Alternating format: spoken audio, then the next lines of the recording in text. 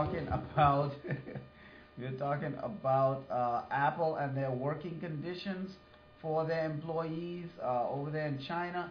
Apple has to take big responsibility for making sure that their workers are taken care of. So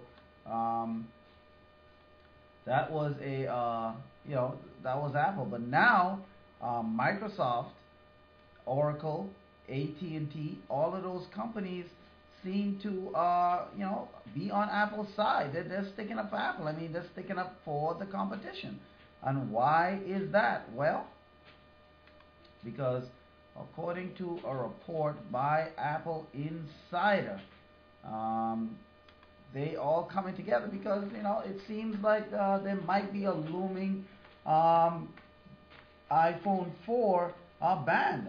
So according to Apple Insider, they're saying all of these tech giants are coming together for that particular reason. Now, the high stakes in an impending iPhone 4 ban by the International Trade Commission have created some unlikely bedfellows or partnerships, if you will, with the trade group representing Microsoft coming to the defense of rival Apple. Now, Microsoft is a part of BSA, which also represents Oracle and Intel. The group has argued that the use of the standard essential patents to ban products should not be allowed except under unusual circumstances, according to the Wall Street Journal on Monday. Those companies are also joined by AT&T, which was cited in Apple's legal papers as saying that the ITC's ban set to go into effect August 4th is inconsistent with the president's goal of ubiquitous broadband deployment. Now, Verizon has also appealed to President Barack Obama in an open letter last week asking the administration to intervene in Apple versus Samsung and prevent the looming ban. Verizon support comes in spite of the fact that the ban will only affect the iPhone 4 variant that runs on AT&T and T-Mobile networks. The president has not intervened in an ITC ban since 1987, but the ruling against Apple has a number of officials calling for something to be done. Monday's report cited people familiar with the matter, saying the antitrust officials from the Justice Department and the Federal Trade Commission are also weighing in on the ruling. The U.S. Trade Representative Michael Foreman is also conducting a careful and balanced review of the process of the ITC decision, the agency said in a statement. Now, Apple believes that Samsung shouldn't be able to block iPhone or iPad sales because the company isn't licensing its standard essential patents under the fair and reasonable non-discriminatory terms or FRAND. The iPhone maker has argued that a product ban could give Samsung the clout to extract high patent royalties from rival companies. So the ITC ruled in June that AT&T versions of Apple's iPhone 4 and iPhone 3GS and iPhone 3G all infringe on patents owned by Samsung, and that the device must be banned from sale by early August. Apple has filed a stay in opposition, arguing that the ban would sweep away an entire segment of Apple's product offerings and negatively impact its carrier partners. So this is what Apple is trying to say. Microsoft too came into defense. Intel as well as Oracle coming to defense. Verizon. All of these people don't want iPhone to be blocked. The only one that wants them to be blocked, obviously, is Samsung. And Samsung is tearing the market right up. So that's where the credo, the enemy of my enemy is my friend. You see, that's where that credo came in. And Samsung is the enemy of Apple, and Apple is also the enemy of Microsoft. However, Microsoft has no desire for Samsung to gain even more market share as far as smartphones are concerned, because as you know, Microsoft and Windows Phone along with Nokia, they're trying to build up their market share, trying to build up some momentum. So if Samsung wins and Apple iPhone 4 and 3GS have to be taken off the market, that's going to significantly leave a significant void, if you will, in Apple's sales, especially if the iPad and iPod are also a part of this lawsuit. That's going to significantly push the favor for smartphones in Samsung's favor. So, of course, you're going to see companies like Microsoft not wanting that to happen. You're going to see companies like Intel, even though Intel is not a phone maker, but they're trying to get into the mobile phone space. And the less mobile phones there are out there, the less chance they have to get into the mobile space with their Haswell processors and things like that. So, everyone on Verizon, it's unlikely or unclear why Verizon is getting in on this, just because AT&T is the one who the iPhone 4 is going to affect, not Verizon. So the bottom line is Samsung really wants this thing to go through, because it's going to give them a good leg up in the market share. Apple and others are saying no, don't let this thing go through, because the minute it goes through, Samsung is going to get a bigger share of the market. This is going to be a news story to watch. Definitely a news story to watch, to see exactly how this thing plays out. How is it going to affect Apple?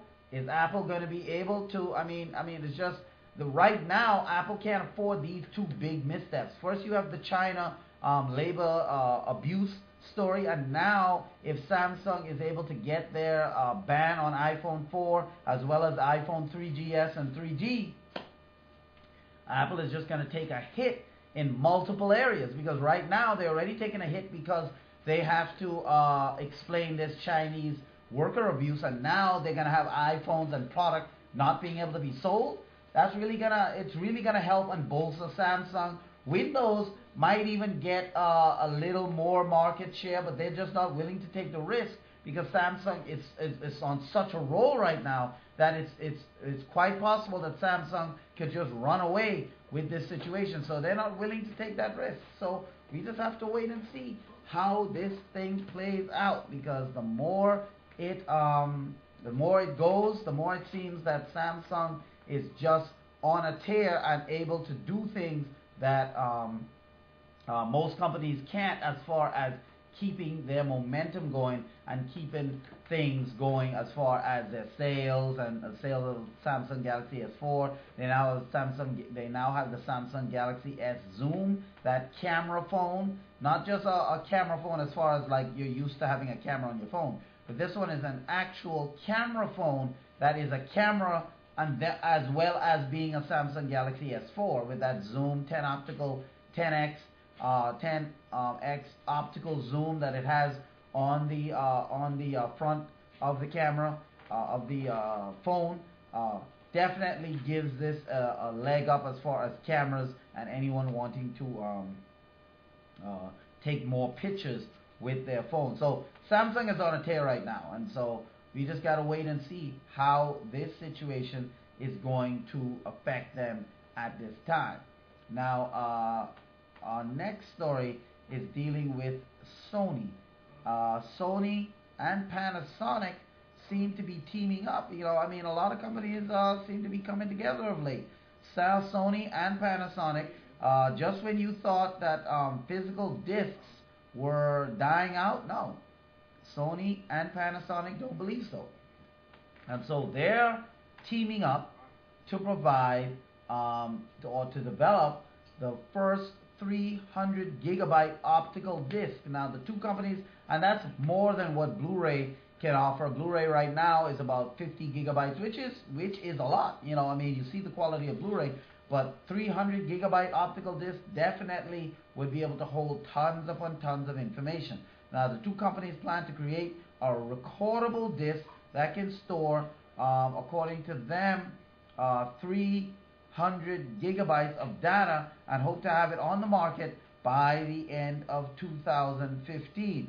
So they are aimed to provide a big boost to the amount of data that can be housed on a single disc. The two companies are working together on that optical disc that can hold that 3 gigabytes of information, Panasonic announced yesterday. The goal is to unveil the actual technology before the end of 2015. The new disk format will be targeted towards professional users, specifically businesses that need to archive huge amounts of data for long-term storage. That's what they're saying. Pointing to one potential customer, Sony cited the video publication industry, including motion picture houses, broadcasters, filmmakers, and things like that, could use this technology. But cloud-based data centers could also tap into the high-capacity disk to retain vast amount of data, because obviously data storage farms and server data centers that have huge server rooms could use these disks to store things for people on the cloud, because obviously, as you know, cloud storage is just off-site storage. It actually is not virtual. The storage units do exist, just not in your area. So definitely this is something that people will be looking to use in the near future. Now, optical discs have excellent properties to protect them against environments such as dust resistant, water resistant, and can also withstand changes in temperature, humidity when stored, Panasonic said in a press release. They also allow intergenerational compatibility between different formats, ensuring that data can continue to be read even as formats evolve. This makes them a robust medium for long-term storage content. In comparison, today's Blu-rays can store 25 gigabytes on a single layer and 50 gigabytes on a dual layer Blu-ray. So, and of course, this is much more than DVD could ever hold, and that's why Blu-rays have such a sharpness to them when you look at Blu-ray versus a DVD. Now, coming up after the break, we're going to continue talking about this story here about Panasonic and Sony coming together, but also we're talking about back to the iPhone, a budget iPhone. Remember, there were rumors going around the web that there was going to be a lower cost mid-range. Now, we know Apple doesn't really make low-end, but there was going to be a lower cost mid-range iPhone coming to the market, and this iPhone rumors seems to gain pace with the leaking of some photos online. So we're going to talk about that, and the story Wired UK has this story. Also, Toshiba adds high-price looks to some of its mid-range laptops. All of that and more is coming up right here on Tech Pulse. So just stay tuned. Stay tuned. Right here on Tech Pulse.